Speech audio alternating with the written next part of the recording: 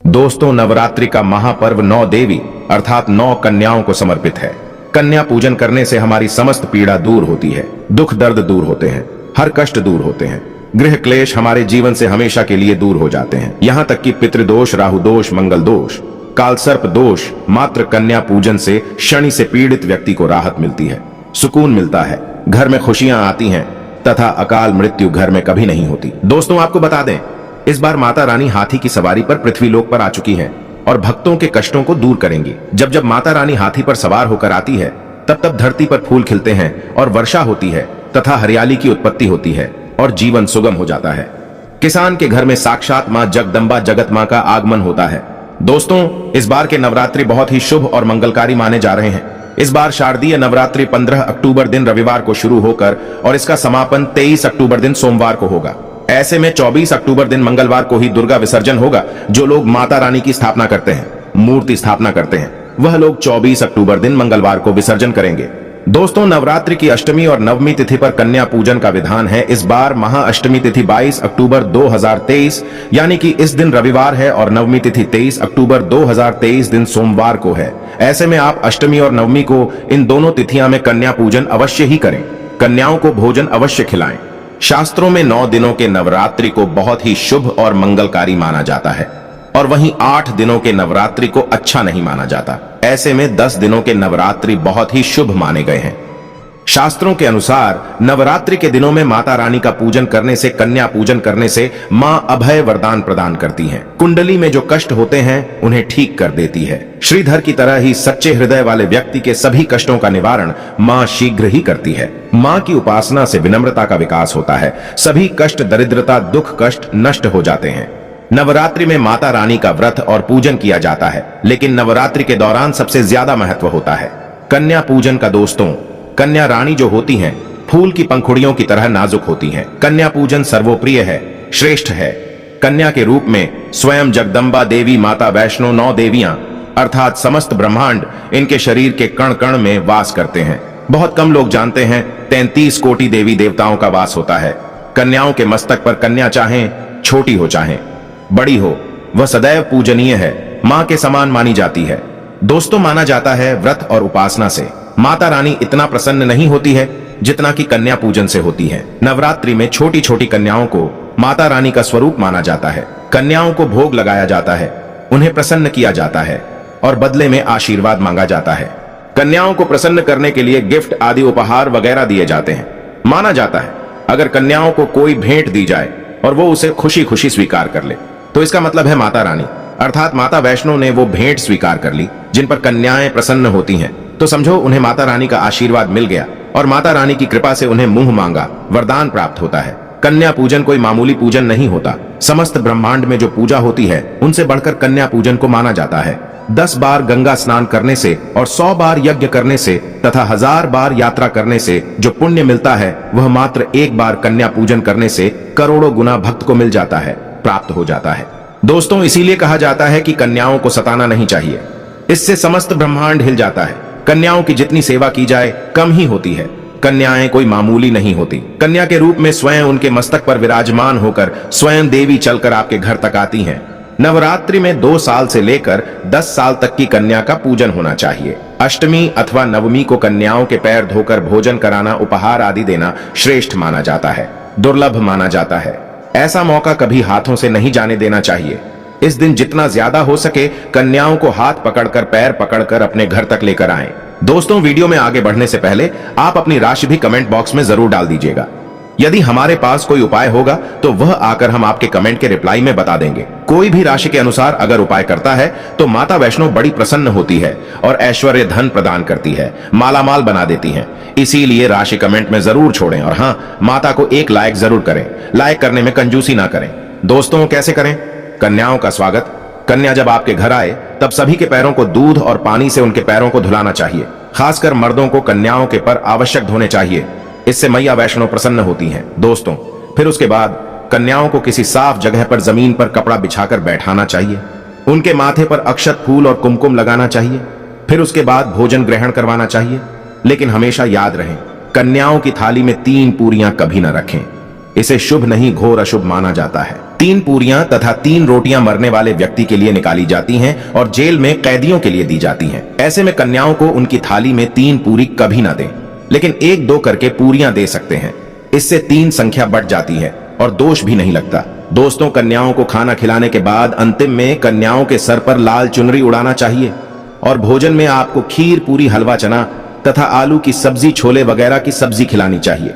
पनीर आदि भी खिलाया जा सकता है। वैसे माता रानी का प्रिय भोजन खीर, हलवा, पूरी और छोले आदि ही हैं, लेकिन भूल से भी लहसुन और प्याज का इस्तेमाल कभी ना करें, अन्यथा अनर्थ हो जाएगा। अक्सर कई लोग कन्याओं को कुरकुरे का पैकेट, चिप्स वगैरह का पैकेट खिलते हैं, जो कि घोर अनर्थ माना जाता है, क्योंकि इसमें लहसुन, प्याज का इस्तेमाल होता है, जिसके कारण आपका व्रत खंडित हो सकता है। मां दुर्गा क्रोधित हो सकती हैं। जहां आपने 9 दिनों तक लहसुन प्याज का परहेज किया, लेकिन आपकी एक गलती पूरे व्रत को खंडित कर सकती है। इतना भी नादान नहीं बनना चाहिए कि माता रानी रूष्ट हो जाए और कन्याओं को भी अशुद्ध होना पड़े। कन्याओं को डब्बा बंद कोई भी ऐसी चीज ना खिलाएं जिसमें लहसुन प्याज होता है। कई चीज तो ऐसी होती है मार्केट में जिसके अंदर लहसुन प्याज का इस्तेमाल होता है।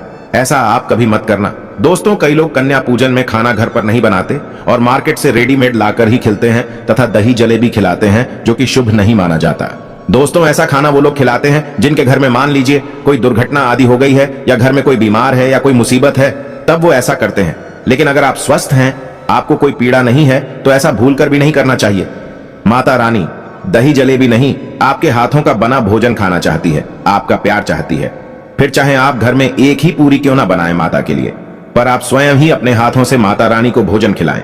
देखिए, भले ही आप दही जलेबी खिला सकते हैं, परंतु माता को घर का बना हुआ शुद्ध भोजन ही अति प्रिय है। खासकर नवरात्रों के दौरान घर में पक्का खाना अवश्य बनाना चाहिए। माता रानी बहुत प्रसन्न होती है। घर का बना पक्का खाना ही कन्याओं को खिलाना चाहिए। हमेशा याद रखें, कन्याओं को प्लास्टिक के बने दोने में खाना नहीं खिलाना चाहिए। ऐसे बर्तन पूजा पाठ के लिए शुभ नहीं अशुभ होते हैं, क्योंकि प्लास्टिक के ज्यादातर बर्तन जो होते हैं जानवरों की हड्डियों द्वारा बनाए जाते हैं, इसीलिए ऐसा पाप मत करना। कन्याओं को हमेशा स्टील के बर्तन या पत्तों से बने बर्तनों में ही भोजन कराना चाहिए, बहुत ही शुभ माना गया है। अगर पेड़ के पत्ते में भोजन कराते हैं तो माता अभय वरदान प्रदान करती है। दोस्तों, एक और बात हम आपको बताने वाले हैं कि यदि नवरात्रों के समाप्त होने के बाद यदि बीच में कन्या पूजन में शुक्रवार का दिन पड़ जाए तो कन्याओं को कोई भी खट्टी चीज नहीं खिलाना चाहिए, क्योंकि शुक्रवार का दिन माता संतोषी को समर्पित होता है और माता संतोषी नवरात्रों के दिनों में सक्रिय अवस्था में होती है, यानी वो भी 9 देवियों के साथ में आपके घर में आती हैं। इसीलिए कन्याओं को भूलकर भी शुक्रवार का दिन अगर पड़ जाए तो खट्टी चीज घर में नहीं बनाना चाहिए और कन्याओं को भी खट्टी चीज नहीं खिलाना चाहिए। घोर पाप लगेगा, आपका किया कराया सब बर्बाद हो सकता है। खट्टी चीजों से माता संतोषी रूष्ट हो सकती हैं, चिढ़ सकती हैं, आपको श्राप दे सकती हैं, इसीलिए नादान ना बने। दोस्तों, भोजन कराने के बाद कन्याओं की थाली में एक लौंग जरूर रखना चाहिए, क्योंकि लौंग देवी शक्ति तथा दुर्गा मां को बहुत प्रिय है। लौंग माता शक्ति का प्रतीक होती है। लौंग में नव दुर्गा का वास होता है। इन 9 दिनों में माता रानी को लौंग का भोग ही लगाया जाता है, तो खाना खाने के बाद कन्याओं को लौंग अवश्य अर्पित करें। माता रानी को अमृत से बढ़कर लौंग प्रिय है, इसीलिए कन्याओं को थाली में चुपचाप एक लौंग जरूर रख दें। आपका भाग्य चमक जाएगा। माता लक्ष्मी आपके जीवन में धन की कोई भी कमी नहीं होने देंगी। दोस्तों, आपको बता दें, कन्याओं को उपहार में क्या दें। कन्याओं को खुश करने के लिए उनकी थाली में दक्षिणा डालें, ताकि आपके घर में संपन्नता बनी रहे तथा धन की कोई भी कमी ना हो। कन्या जब आपके घर से खुशी खुशी धन लेकर जाती है तो वह भी आपको खुशी खुशी कई गुना आपको धन प्रदान करती है। इस समय कंजूसी मत करना, खुशी खुशी कन्याओं को धन अवश्य देना। कन्याओं को कोई सुंदर गिफ्ट दे सकते हैं। शास्त्रों में बताया जाता है कि कन्या जितना खुश होती है, माता रानी उतना ही जल्द फल की प्राप्ति प्रदान करती है। ऐसे में आप कन्याओं को चॉकलेट बॉक्स दे सकते हैं तथा खूबसूरत कपड़े दे सकते हैं। याद रहे, काले कपड़े ना दें और स्टील के बर्तन भी गिफ्ट के तौर पर दे सकते हैं। याद रहे कि कन्याओं को लोहे का कोई भी सामान नहीं देना चाहिए, नहीं तो राहु केतु का प्रभाव आपके जीवन में प्रवेश कर जाएगा। राहु काल तथा राहु दोष आपको लग जाएगा, आप बर्बाद भी हो सकते हैं। दोस्तों, जब कन्या अपने घर के लिए प्रस्थान करें तो उनके चरण जरूर छू लें और अपने मन में अपनी प्रार्थना को पूरा करें। सच्चे दिल से मांगी हुई मुराद माता रानी अवश्य ही पूरी करती है। सच्चे दिल का मतलब होता है मन में कोई भी लालच ना हो, और अगर वो लालच माता को पाने के लिए बन जाए तो उसे बोलते हैं सच्ची श्रद्धा और सच्ची भक्ति। ऐसी भक्ति के आगे स्वयं 33 कोटि देवी देवता आपको नमस्कार करते हैं।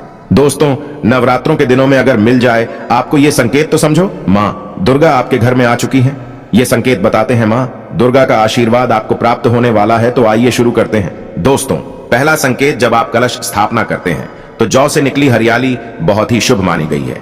कहा जाता है कि जौ से निकली हरियाली हमारे भविष्य में होने वाले अच्छे और बुरे होने का संकेत देती है।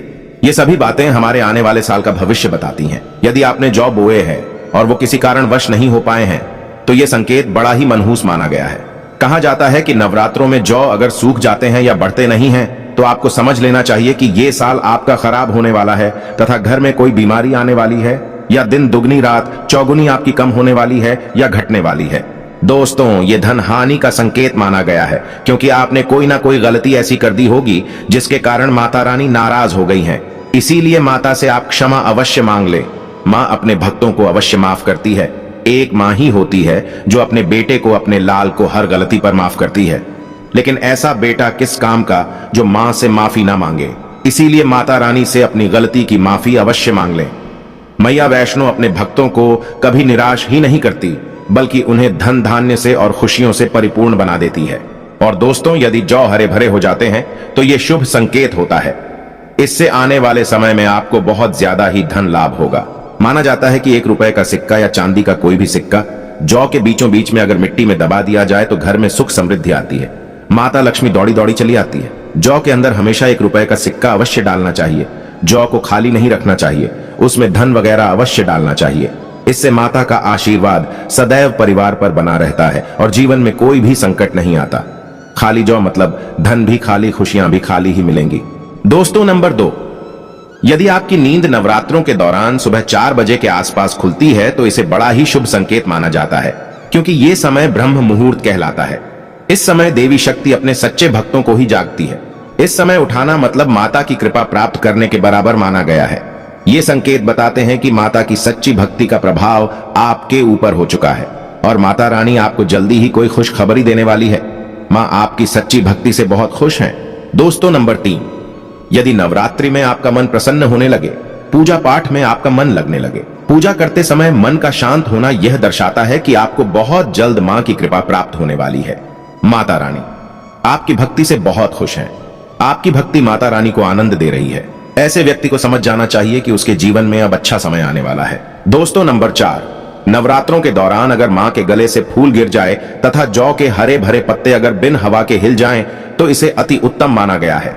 यह संकेत बताता है कि माता रानी का आगमन आपके घर में अस्थायी रूप से हो चुका है। आपको माता लक्ष्मी की कृपा प्राप्त होने वाली है। ये संकेत कुछ खास लोगों को ही दिखाई देते हैं। माना जाता है कि पूजा करते समय अगर धुआं अधिक बढ़ जाए तो इससे यह पता चलता है कि आपके घर से गरीबी हमेशा हमेशा के लिए जाने वाली है। भूत प्रेत आत्माएं अब आपके घर से हमेशा के लिए जाने वाले हैं। पूजा करते समय धुएं का अधिक होना बहुत ही शुभ और मंगलकारी माना गया है। ये संकेत भविष्य में अच्छे परिणाम को दर्शाते हैं। दोस्तों, नंबर 5, द्वार पर गाय का आना। वेदों में बताया जाता है कि नवरात्रि के दौरान गाय माता का घर में आना बड़ा ही शुभ संकेत माना गया है। नवरात्रि में द्वार पर गाय का आना अत्यंत शुभ है। यदि आपके भी द्वार पर गाय आती है तो गाय के माथे पर कुमकुम लगाना ना भूले तथा गाय को रोटी जरूर खिलाएं। इससे मां दुर्गा अत्यंत प्रसन्न होंगी और आपकी झोली खुशियों से भर देंगी। द्वार पर गाय का बार बार आना भी जीवन में आने वाले अच्छे संकेतों की ओर इशारा करता है। दोस्तों, नंबर 6, सपने में शेर का दिखाई देना। अगर आपके सपनों में मां दुर्गा दिखाई देती है, अर्थात कोई भी देवी अगर आपके सपनों में दिखाई देती है तो बड़ा ही शुभ माना गया है। नवरात्रों के पावन अवसर पर माता के दर्शन किसी खास भक्तों को ही होते हैं। ये सपने कभी किसी को शेयर मत करना। यदि माता की सवारी तथा शेर रात्रि में सपने में बार बार दिखाई देता है तो मां दुर्गा आपसे प्रसन्न है। ये संकेत बताते हैं कि जल्द ही आपकी कोई मनोकामना अवश्य पूर्ण होगी और आपके शत्रुओं का नाश हो जाएगा। शत्रु आपके नाम से ही थर थर कांपने लगेगा। मां दुर्गा का वाहन शेर है, इसीलिए नवरात्रि में शेर का दिखाई देना अत्यंत शुभ संकेत होता है।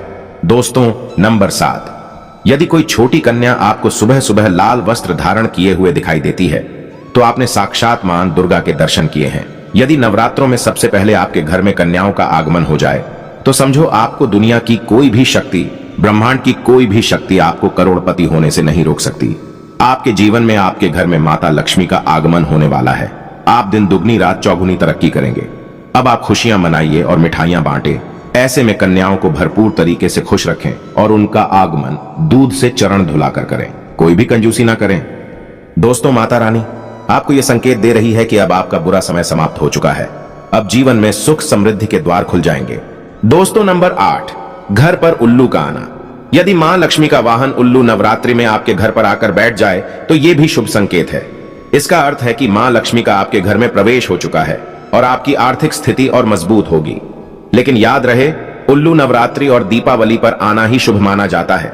दोस्तों, नंबर 9, यदि ब्रह्म मुहूर्त के समय यानी सुबह के 4 बजे के आसपास घंटियों की आवाज सुनाई दे जाए या शंख की आवाज सुनाई दे जाए तथा कोई भजन सुनाई दे जाए तो बड़ा ही शुभ संकेत माना गया है। इससे यह पता चलता है कि माता रानी आपकी भक्ति से बहुत प्रसन्न है और आपके जीवन में सभी नकारात्मकता का नाश होने वाला है तथा माता लक्ष्मी की कृपा आपको प्राप्त होने वाली है। दोस्तों, नवरात्रों के दौरान घर में काली चींटियों का दिखाना, लंबी लंबी लाइन बनाकर मुंह में खाना ले जाते हुए चींटियों को देखना अच्छा संकेत माना गया है। और यदि मंदिर में पूजा करते समय कोई छिपकली आदि दिखाई दे जाए या मंदिर के स्थान की ओर छिपकली चली जाए तो बड़ा ही शुभ संकेत माना गया है। इससे यह पता चलता है कि आपको माता लक्ष्मी की कृपा प्राप्त होने वाली है, मां का आशीर्वाद आपको मिलने वाला है। नवरात्रों के दौरान मंदिर में छिपकली का दिखना बहुत ही शुभ संकेत माना गया है। आपकी भक्ति का फल आपको शीघ्र ही मिलने वाला है, क्योंकि छिपकली को माता लक्ष्मी का प्रतीक माना गया है। किसी शुभ अवसर पर छिपकली का दिखना मंगलकारी माना गया है और नवरात्रि में छिपकली का मंदिर में दिखना साक्षात देवी लक्ष्मी का स्वरूप माना गया है। दोस्तों, अगर आप वाकई में मां वैष्णो की कृपा पाना चाहते हैं तो कमेंट बॉक्स में लिखें, जय माता दी।